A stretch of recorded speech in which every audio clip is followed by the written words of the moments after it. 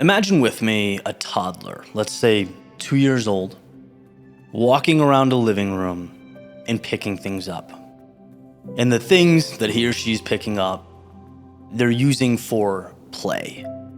In other words, not the original use that these objects were designed for, right? The kid is picking it up and inserting it into his or her own worldview the way that makes sense to the child. There's not courage involved there. That's innate. That's built into the kid, right? Like our lungs breathing in oxygen. It's involuntary. It doesn't need to be taught. But somehow, there becomes a point when this is no longer the case. When the object's intended use and history takes center stage, and the launching pad that was once our imagination now exists simply to stack supposed tos and obligations. After all, we no longer need living room tents, flashlights, or tire swings. For what? Our driver becomes not making mistakes, blending in, not failing, falling, or getting dirt on our hands. We won't hold life in the palms of our hands because we fear that life may crack.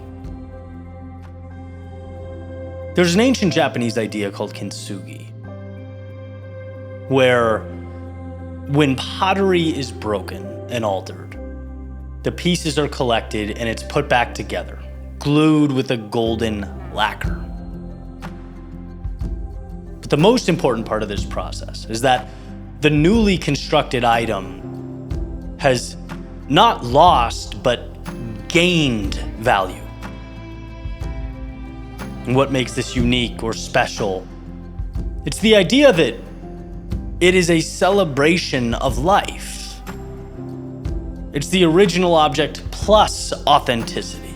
It now contains pieces of you in your journey, in your world. See, truly living is not following orders or blending in. It's not seeking to avoid scratches or cracks. No, it's stepping out into the world and exploring, testing, trying, and yes, at times even breaking. Because it's in the reconstruction of these decisions that life becomes valuable. It's in failing and falling that we become strong. It's in loss that we find gratitude. It's in not knowing that we find meaning and ultimately wisdom. This means doing what we did when we were 2, even if this go-through requires courage we didn't need back then. See, when the default is to preserve, we must ask what it is we are preserving. And I'm not discrediting the original. Be grateful for the status quo, but pay homage to it by building on top of it, by breaking and reassembling the status quo so that it transforms from merely an object to a banner, to a flag, to a battle cry. This world is yours, all of it, a canvas for your painting, a key to the door you want to walk through.